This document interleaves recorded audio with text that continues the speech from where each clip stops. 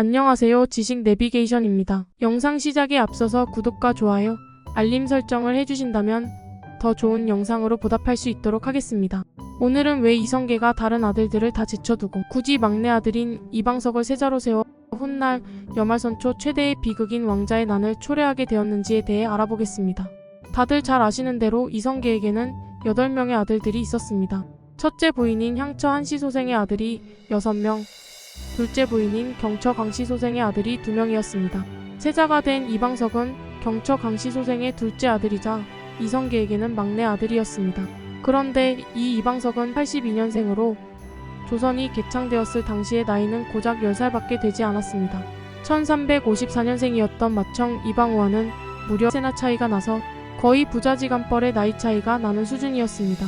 무엇보다도 다른 형들이 아버지를 도와 전장을 누비거나 창왕 폐위 이후 이성계의 최대 정적이었던 정몽주를 척살하는 등의 공을 세운 것을 생각할 때 아무것도 하지 않은 어린아이였던 이방석을 세자로 세운 것은 당대로서나 지금으로서나 납득하기 쉽지 않은 결정이었습니다. 그러나 자세히 뜯어보면 여기에는 이성계 나름대로의 고민이 숨어 있었습니다. 이성계는 즉위 이후 전 왕조인 고려의 왕족이었던 개성 왕씨들을 모조리 몰살시킬 만큼 잔인무도한 인물인 동시에 구체제인 고려와의 확실한 단절을 원했던 인물이기도 합니다. 그러나 정작 변방 출신의 무장이었던 이성계가 아버지 이자충과 함께 고려로 귀순한 뒤 중앙정계에 편입하려는 과정에서 그 역시 자식들의 혼인을 통해서 중앙정계와의 연주를 단단히 한 상황이었습니다. 이 때문에 조선을 건국할 당시 이방석을 제외한 다른 아들들은 모두 어떤 식으로든 고려의 구기득권 세력, 심하면 고려 왕실과도 혼맥으로 깊게 이어져 있었습니다. 이런 혼맥은 이성계가 일개 무장이었을 때에는 중앙정계에 편입되어 영향력을 떨치는 데에 큰 도움을 주었지만 새 왕조를 세운 뒤에는 거꾸로 고민거리가 된 것입니다. 특히나 적장자였던 이방우의 경우는 딸이 이성계에 반대하여 창왕 옹립에 참여한 이색의 손자 이숙묘와 혼인한 것도 모자라 창왕 즉위 당시 명나라의 사신으로 파견되었던 것이 결정적인 약점으로 작용하여 적장자였음에도 불구하고 세자가 되지 못했습니다.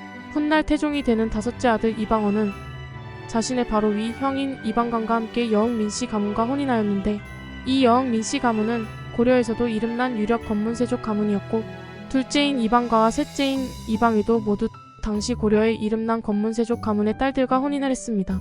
심지어 이방석의 바로 위 형이었던 이방번도 공양왕의 친형의 딸과 혼인하는 등 이방석을 제외한 모든 자식들이 고려의 기득권층과 어떻게든 혼맥으로 이어져 있던 상황이었습니다.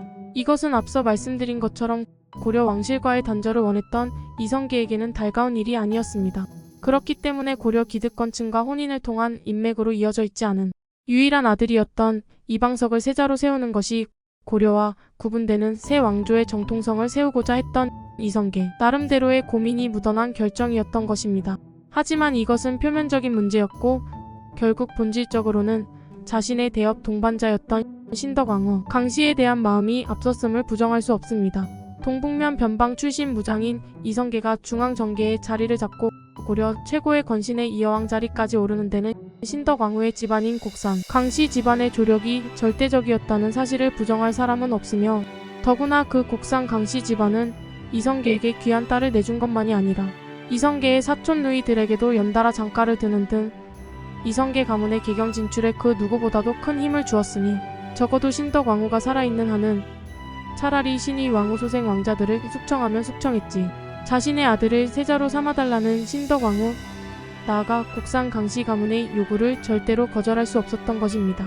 게다가 향처 한씨 즉 신의 왕후는 조선 건국 이전에 사망해서 조선 건국 당시 왕비는 후일 신덕왕후로 추존되는 경처 강씨 단 한 명뿐이었습니다. 게다가 이성계 본인조차 신의 왕후에 대해서는 3년상을 치러준 후 절비라는 시호를 내리는 것으로 최소한의 예우만 갖췄으니 결국 신의 왕후는 살아있는 중전이자 이성계 입장에서는 왕조의 공동 개창자였던 신덕왕후의 권위를 뛰어넘을 수가 없었던 것입니다.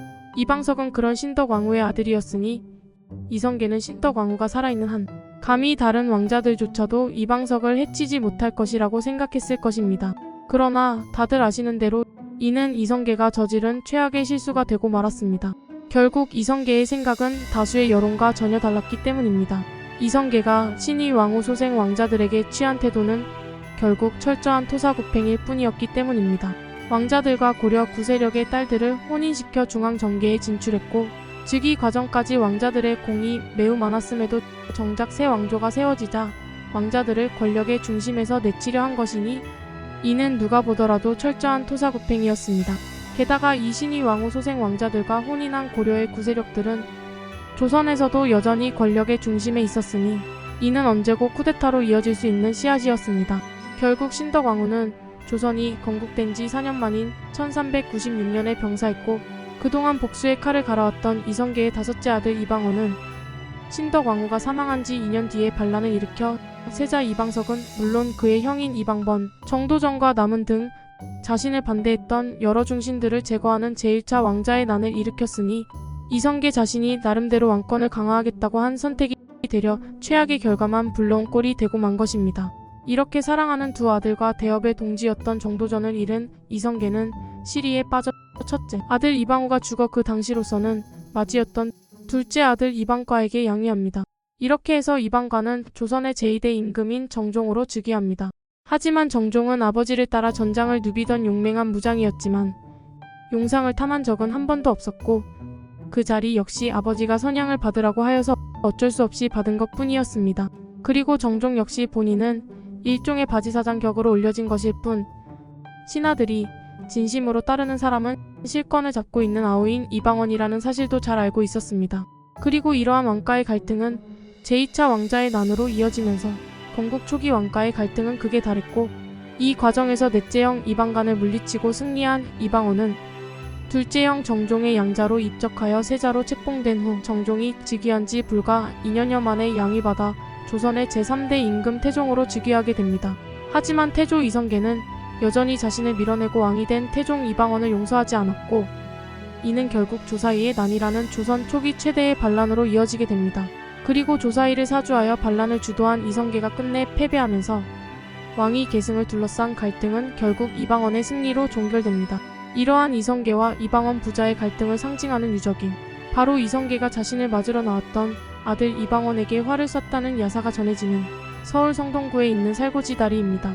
그나마 이성계가 말년에는 이러한 한을 내려놓고 아들과 화해한 뒤 절과 온천 등을 유람하며 여생을 보내다 8년에 향년 74세를 일기로 생을 한 많은 생을 마감하니 오늘날까지도 두고두고 많은 말이 오가고 있는 부자간의 이야기는 이렇게 끝을 맺게 됩니다. 자, 여러분께서는 이성계가 왜 하필이면 막내 아들을 세자로 세웠는지 이해가 가셨나요? 이 영상이 여러분의 궁금함을 해소하는 데 도움이 되었으면 좋겠습니다. 오늘 지식 내비게이션은 여기까지였습니다. 영상이 도움이 됐다면 구독과 좋아요, 알림 설정을 해주시기 바랍니다. 더 좋은 영상으로 보답하겠습니다. 시청해주셔서 감사합니다.